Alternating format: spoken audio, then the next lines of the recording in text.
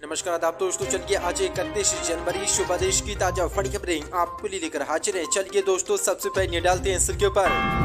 पाकिस्तान के पेशावर की मस्जिद में आत्मघाती बम धमाका, 28 मुसलमानों की मौत, 150 से ज्यादा मुसलमान घायल।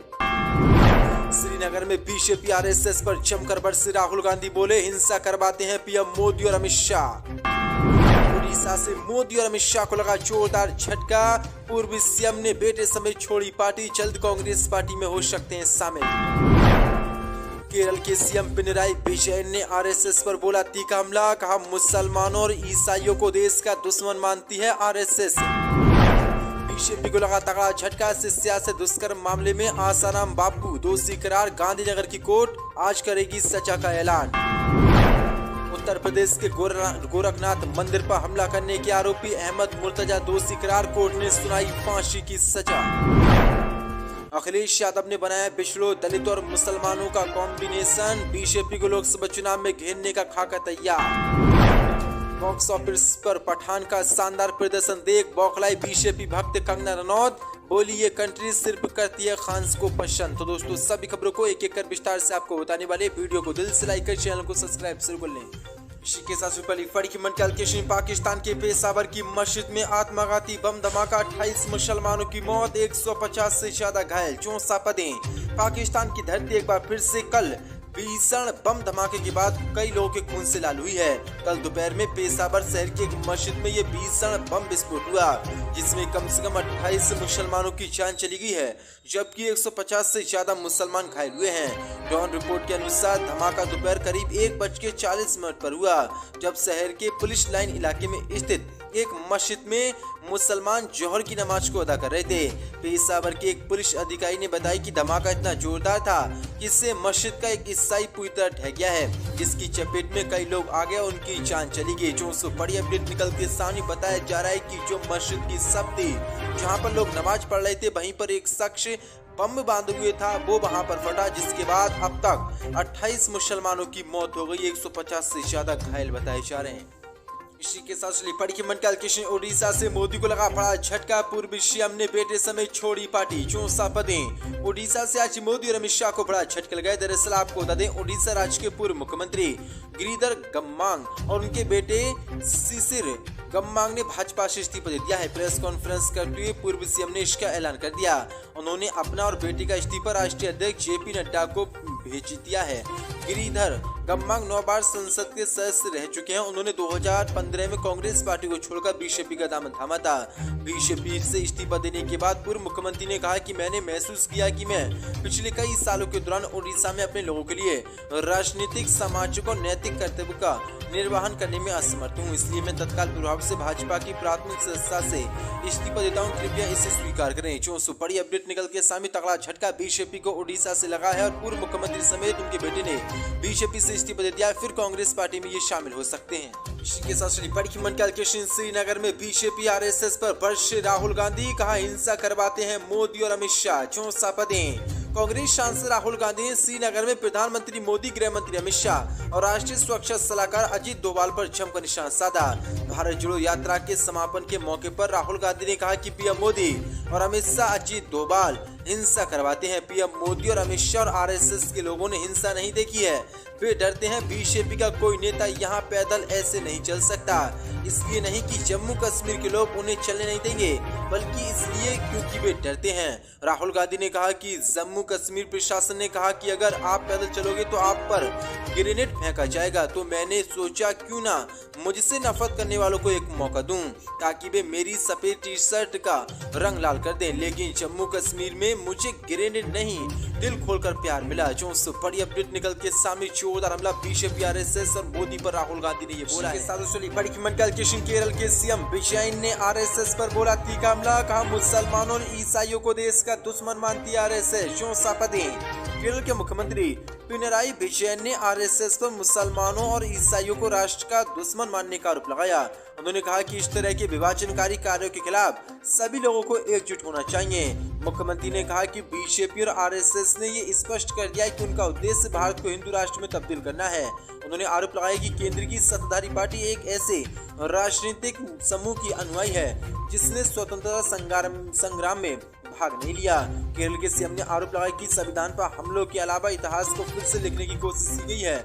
उन्होंने उदाहरण देते हुए कहा कि महात्मा गांधी की हत्या को मौत के रूप में दर्शाना और ये दावा करना कि B.R. अम्बेडकर संविधान के मसौदाकारों में नहीं थे। इसके अलावा कुछ हिस्सों में मुसलमानों को हिंदू के विपरीत कहा जा रहा है। उन्होंने दावा किया कि न केवल धार्मिक अल्पसंख्यक बल्कि दलित और आदिवासी भी खतरे में है। देश के विभिन्न हिस्सों में उन पर हमला किया जा रहा है, उनका शोषण किया जा रहा है। जो बड़ा हमला केरल के सीएम पिनराई विजयन ने बीजेपी आरएसएस के लिए बोला है। इसी के साथ निपट की मंडल के बीजेपी को तगड़ा झटका। शिष्या से दुष्कर्म मामले में आसाराम बापू दोषी करार। गांधीनगर की कोर्ट आज करेगी सजा का ऐलान। दुष्कर्म मामले में आजीवन कारावासी सजा काट रहे संत आसाराम बापू को गांधीनगर की एक अदालत ने भी बड़ा झटका दिया है। गांधीनगर की अदालत ने महिला शिष्या से दुष्कर्म मामले में आसाराम बापू को दोषी करार दिया है। ये मामला 2013 में दर्ज किया गया था। सत्र अदालत के न्यायाधीश D.K. सोनी ने सजा को लेकर अपना आदेश मंगलवार यानी कि आज के लिए सुरक्षित रख दिया और आज कोर्ट इस पर सजा का ऐलान करेगी। देखते हैं आसाराम बापू को फांसी की सजा मिलती है या फिर उम्र कैद की सजा मिलती है। जो बड़ा झटका बीजेपी को भी ये माना जा रहा है। इसी के साथ लिपट की मंडल के गोरखनाथ मंदिर पर हमला करने के आरोपी अहमद मुर्तजा दोषी करार। कोर्ट ने सुनाई फांसी की सजा।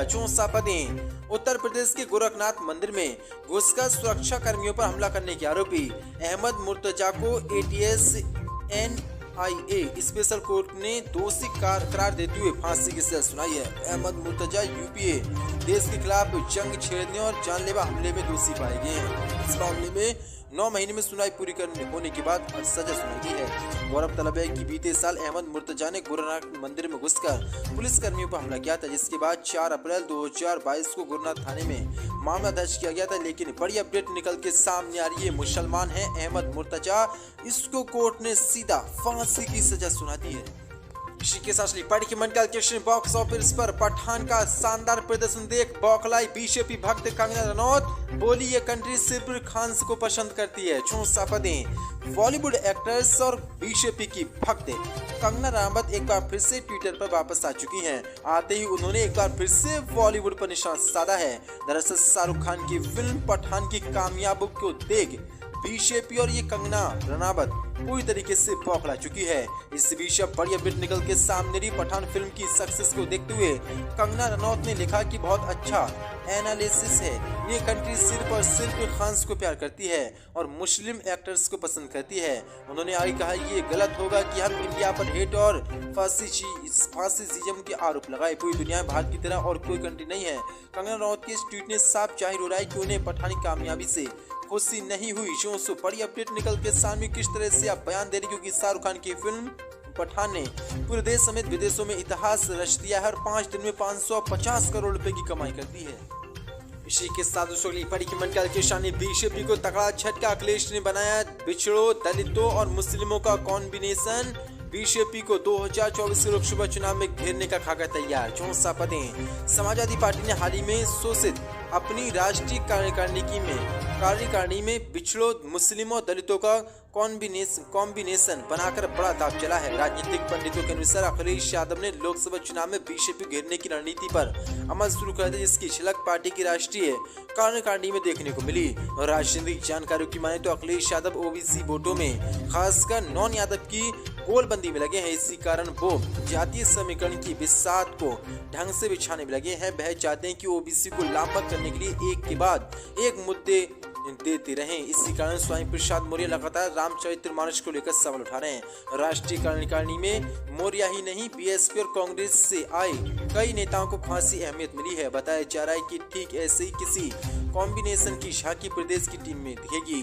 समाजवादी पार्टी के नेता ने बताया कि अभी OBC आरक्षण, जातीय जनगणना जैसे मुद्दों पर सत्तारूढ़ दल को घेरने की तैयारी है। अखिलेश यादव को पता है कि इन सब की काट ढूंढने बीजेपी को थोड़ी मुश्किल होगी।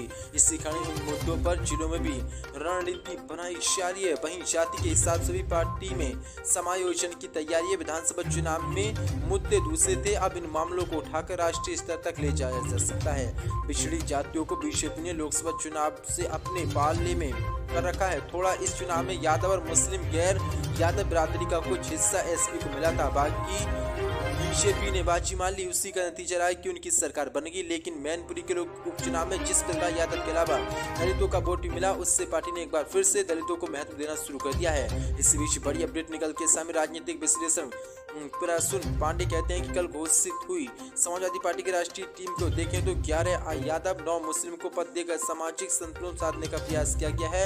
14 राष्ट्रीय महासचिवों में एक भी ब्राह्मण और क्षेत्रीय नहीं है। साथ ही गैर यादव ओबीसी जातियों के नेताओं को भी खास तवज्जो दी गई है। इस बार कार्यकारिणी में 10 मुस्लिम, 11 यादव और 25 गैर यादव ओबीसी, 10 स्वर्ण, 6 दलित, 1 अनुसूचित जनजाति और 1 ईसाई को इसमें अखिलेश यादव ने शामिल